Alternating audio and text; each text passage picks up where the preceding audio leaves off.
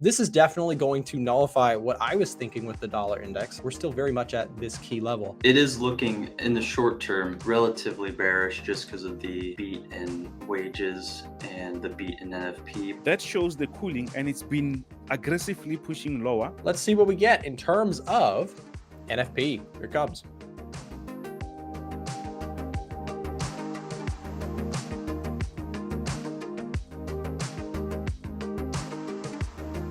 Let's see what we get in terms of NFP. Here it comes.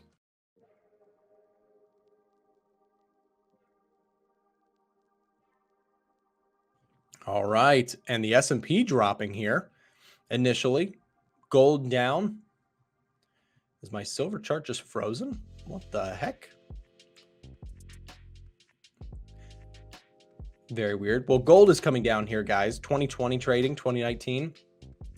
S&P 500 also making a move lower. And look at that, dollar popping higher. This might suggest that we had a little bit of some heat in the labor statistics. Let's take a look and see what we've got here. It is still pending. It is 199K, so above targets in terms of what we saw. Now you might say, well, why is that green? Why is that good? Well, it's good for the dollar because it shows economic strength. But why is it not so good for gold? Well, it might indicate that perhaps labor, and by the way, this is a pretty smash hit in terms of so far what we're seeing here. This is a pretty hot labor read compared to, so you look at that, you got 3.7% unemployment rate compared to 3.9 and 199K jobs created compared to 184K. That is a beat in terms of jobs data. So hot jobs data is causing the dollar to pop here, and perhaps we do need to come back. There is silver, by the way, dropping hard. So if we take a look and we go back to our idea here on the dollar index that we talked about moments ago, let's pull up the dollar index. Let's take a look at this. This is definitely going to nullify what I was thinking with the dollar index. So let's take a look at this. For now, well, actually, I might take that back. We're still very much at this key level.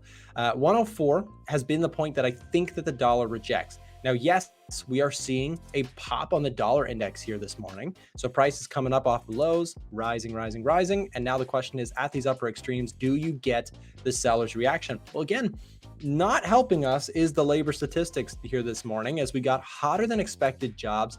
By the way, we're still waiting. I actually am very keen to see what the average hourly earnings came out to be. That's going to be your wage growth statistic. We would probably want to see that number come out cooler, but in fact, if that number comes out cooler, you probably get a little bit of a reversal on S&P and things like that. Nope, and you don't get that. You get higher than expected. So wages increased, jobs were created, unemployment rate ticked lower. Want to stay up to date with all the latest trading information? In the description below, you'll find the link to join our free Discord. The Discord gives you instant access to lots of helpful material like free trading courses, chart analysis, updates about what's happening in the A1 community, as well as discount codes for our other products and services. The best part, all of this and more is 100% free. So go down in the description below this video and check it out for yourself. If you're interested in upgrading to the full VIP Discord featuring our team of expert traders signals, you can use the live chat link in the description to get connected with one of our team members in seconds. So don't wait, go check out the free Discord today. NFP, kind of surprising, right? Nah, it's all right. It's just where it is supposed to be. It's a bit lower than average, but 200,000 new jobs, relatively fair enough. Though unemployment rate, as you had for 2 milliseconds, is stronger than expected. I don't know if that's good, but it's supposed to be going higher. But hey, why not?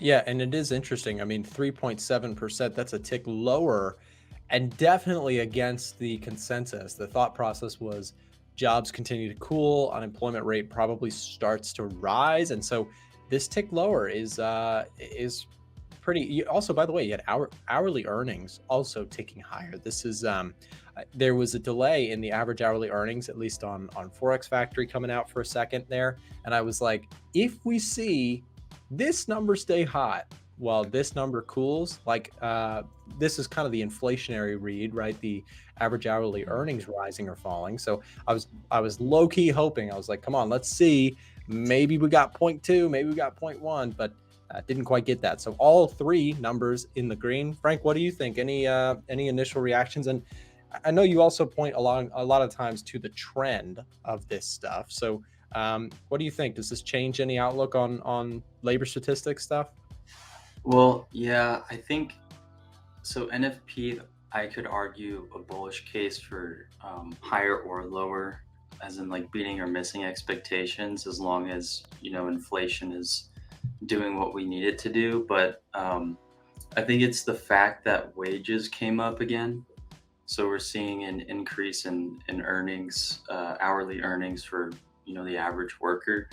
So that's the sign of inflation that we need to be concerned of, and I think the market is actually kind of reacting appropriately, just because they're very conscious of what economic numbers can do to spending, to how much people are getting paid, how much circulation is in the market.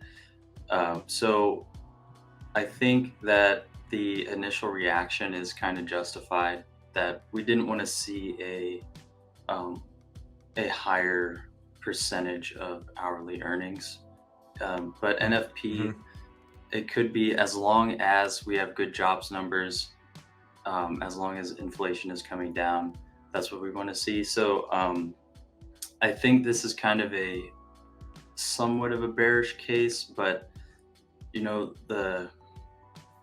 the problem is wondering where the market's going to go, which is always the question. But the initial reaction doesn't always mean the overall result.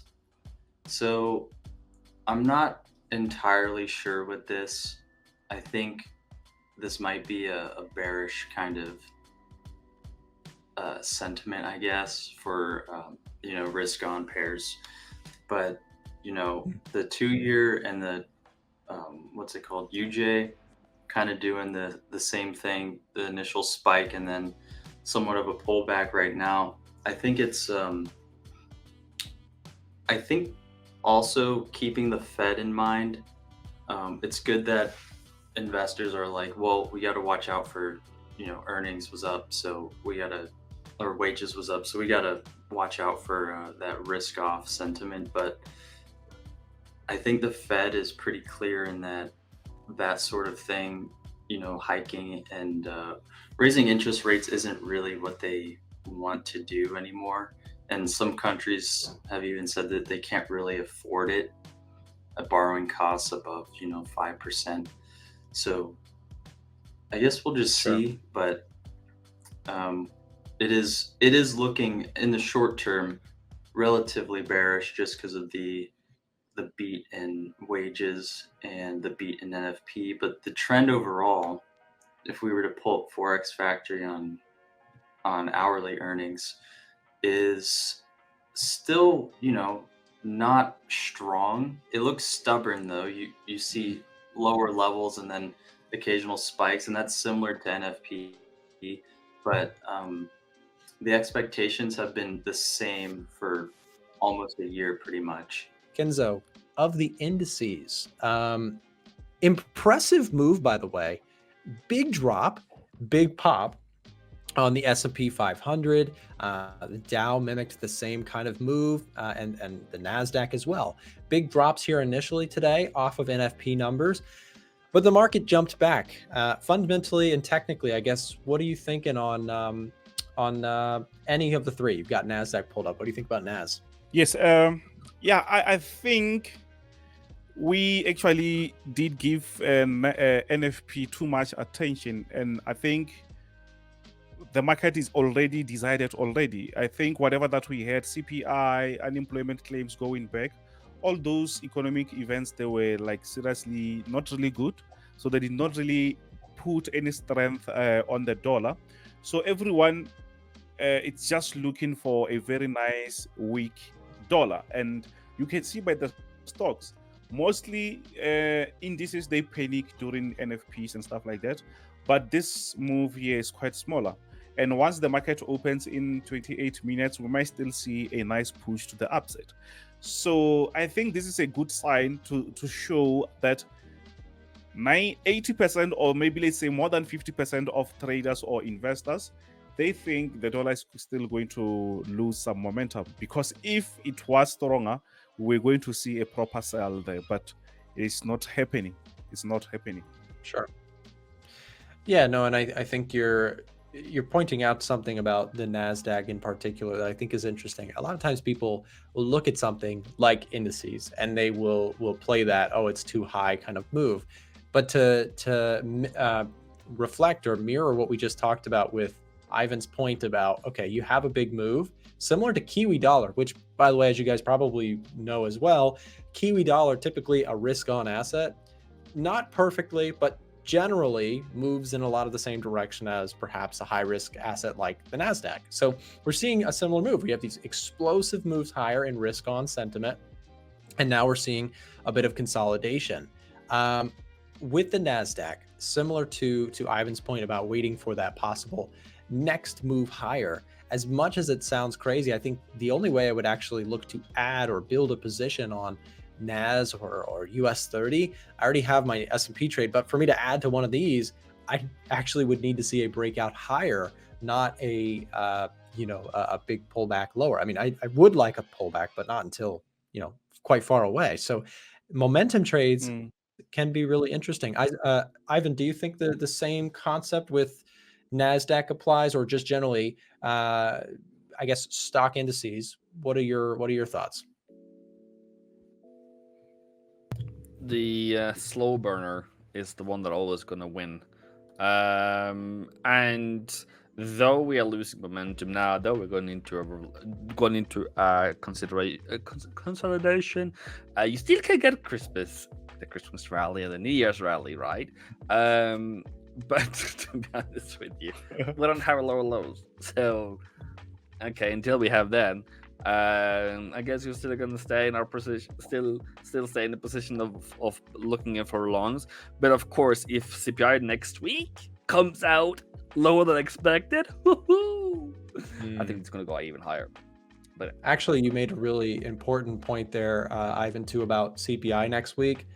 Maybe Kenzo pointed out that maybe we're overhyping NFP a little bit. We had a bunch of jobs numbers, JOLTS. We had unemployment claims this week. It showed some cooling. Sure, NFP was hot, but you just pointed out that CPI is on Tuesday, and it's arguably an even more important metric for the Fed's narrative. They're very clear with what they want to happen. Their clear objective is getting inflation down. If the labor statistics stay relatively hot, can those two things coexist? It's possible. We have energy prices. Look at oil. I mean, this contributes to cooling inflation. At first, you might say, well, doesn't change core, right? Core inflation won't be impacted by this, but it will trickle in over time. We've had that conversation many times on the show. If energy prices are lower, people are spending less money at the pumps, and so are the supply chain, the supply lines there. That number trickles through the system and can be disinflationary as well. I mean, US oil trading at 70.81. That has got to be a multi-month low back from the summers. And we got to talk oil. Kenzo, do you trade oil? And if you don't trade it, does it change anything about your bias? Does it confirm the concepts that I'm talking about in terms of the disinflation trend staying intact? Yes, I do. I don't really trade it that much, but I do actually follow it because it's also a good indicator, especially when we come to CPI. So since last week, it's been cooling down. So at the same time, as you said, it's also a factor on the inflation side. So that shows the cooling, and it's been aggressively pushing lower. So if it continues like that, I think as it's Friday now, it's much better for us just to wait for CPI next week. And if we still see another cooling off, that it's a good way to run. I think we will be starting with a nice uptrends for quite some time, maybe until next year. Sure. Yeah, no, I generally agree. And it's always good to have all three of us, whether it be Kenzo, Frank, Ivan, Tom. We have all these different people. It's nice to hear sometimes opposing, but oftentimes commentary that I guess reaffirms biases or sometimes challenges them. That's really important, and that's the purpose, I think, for the listeners, for those of you guys who are watching.